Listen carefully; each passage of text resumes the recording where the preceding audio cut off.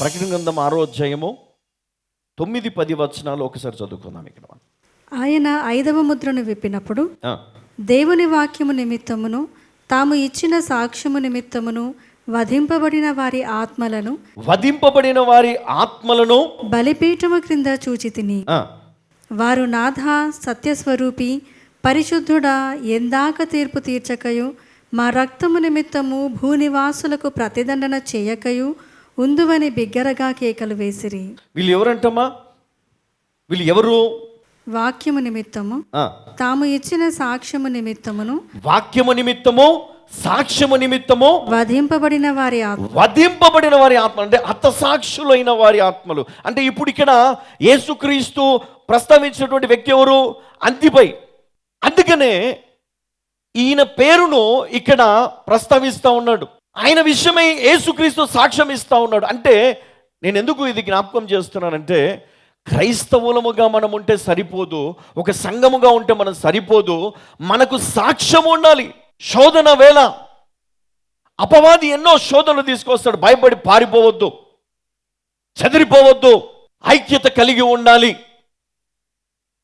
ఆయనను సేవిస్తూ ఉండాలి, గణపరుస్తూ ఉండాలి, సత్యాన్ని ఎరిగిన వారమై అనేకులను బలపరుస్తూ ఉండాలి, దేవుని రాజ్యం కోసం పనిచేస్తూ ఉండాలి.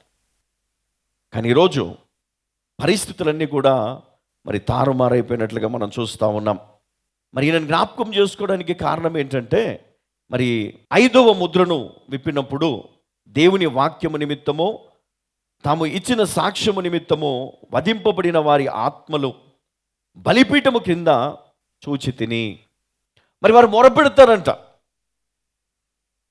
అంటే వీరందరూ కూడా ఎక్కడున్నారు? ఇప్పుడు దేవుని ప్రణాళికలో ఉన్నారు. దేవుని రాజ్యము విషయములో వీరు పనివారుగా ఉన్నారు. మనం గుర్తించాలి మన పనిని. దేవుడు ఆశీర్వదిస్తేనేమో ముందుకెళ్తాం, దేవుడు కష్టాలు తీసుకొస్తే వెనక్కి వెళ్ళిపోదాం, పారిపోదాం, వదిలేద్దాం అన్నట్టుగా మనం ఉండకూడదు కదా. కొంతమంది కుటుంబాలు కూడా అట్లనే ఉన్నారు. కుటుంబంలో కష్టాలు వచ్చినా, ఇబ్బందులు వచ్చినా, ఆటంకాలు వచ్చినా, లేమి వచ్చినా, వ్యాధి వచ్చినా, భయం వచ్చినా, శోధన వచ్చినా, వాటిని జయించే సామర్థ్యము మనము కలిగి ఉండి కూడా మనం ఏం చేస్తూ ఉన్నాం? ప్రార్థన చేయట్లేదు కదా, దేవుని మందిరానికి వెళ్ళట్లేదు, దైవజనునికి చెప్పట్లేదు మన సమస్య. ఎక్కడికి వెళ్తున్నాం? ఈ లోకంలో ఉన్న అనేకమైన సోర్సెస్ అక్కడికి వెళ్ళి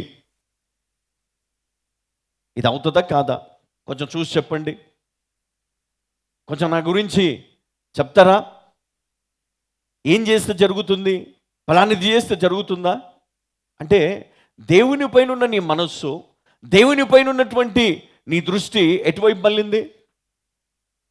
ఈ లోకం వైపు. అంటే నువ్వు ఎవరిని ఆరాధిస్తావు అప్పుడు? దేవుని విడిచిపెట్టి. అంటే బిలాము బోధను మనం ఇక్కడ జ్ఞాపకం చేసుకున్నట్లయితే, ఆయన విషయంలో కూడా ఇక్కడ ఒక మాట నేను జ్ఞాపకం చేస్తాను. ఇక్కడ మళ్ళీ ఒకసారి 14వ వచనంలో, ఇశ్రాయేలులకు ఒడ్డుమని బాలాకునకు నేర్పిన బిలాము బోధను అనుసరించువారు నీలో ఉన్నారు. ఎవరున్నారు మీలో?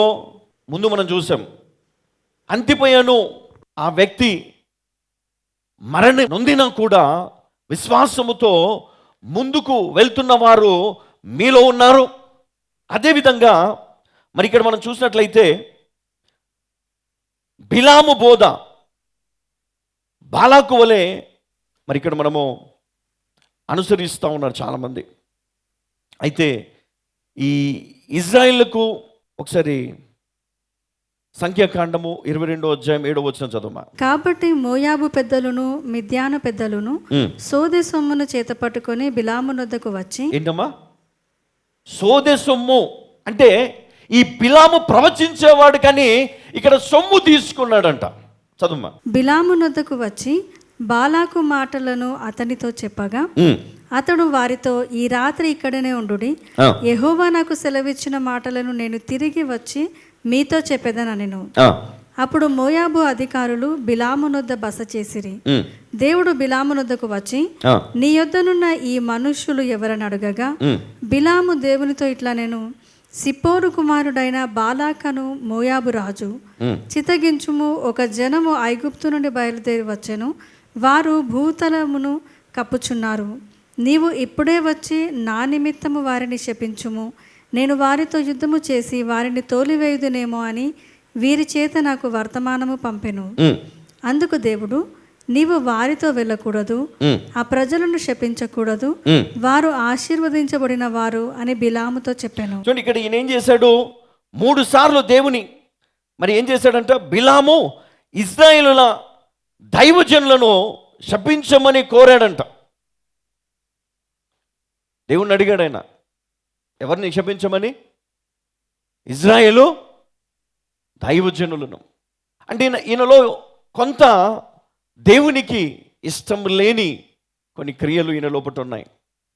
ఎంత గొప్ప విశ్వాసం ఉన్నా, ఎన్ని గొప్ప వరాలు ఉన్నా కొన్నిసార్లు కొంతమంది పడిపోతారు. మనం కూడా ఈరోజు ప్రవచన వరము ఉన్నది అంటే మనం ఏం చేస్తామంటే, నా జాతకం చెప్పండి అని మనం వెళ్తాం.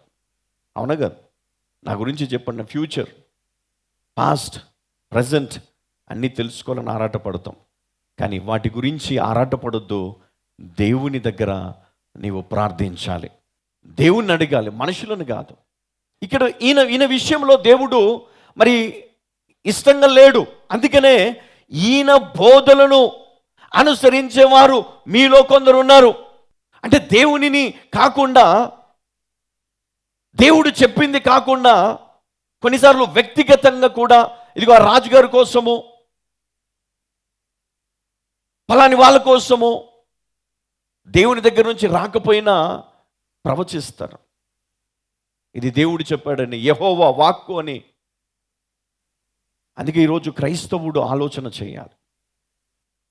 నేను ప్రవక్తలను తప్పుపట్టట్లేదు, లేదా వారి బోధలను నేను తప్పుపట్టట్లేదు. కానీ ఈరోజు మనం తెలుసుకోవాల్సింది ఏంటంటే, ప్రస్తుతము ఈ పెర్గము సంఘమునకు మరి ఈ లేఖ రాయడములో యేసుక్రీస్తు యొక్క ఉద్దేశము ఏంటి అంటే, వారి జీవితంలో చేసినటువంటి కొన్ని పొరపాట్లు, చేస్తున్నటువంటి కొన్ని తప్పిదములు, వాటిని సరిచేసుకోమని ఆయన హెచ్చరిస్తూ ఉన్నాడు. హల్లెలూయా.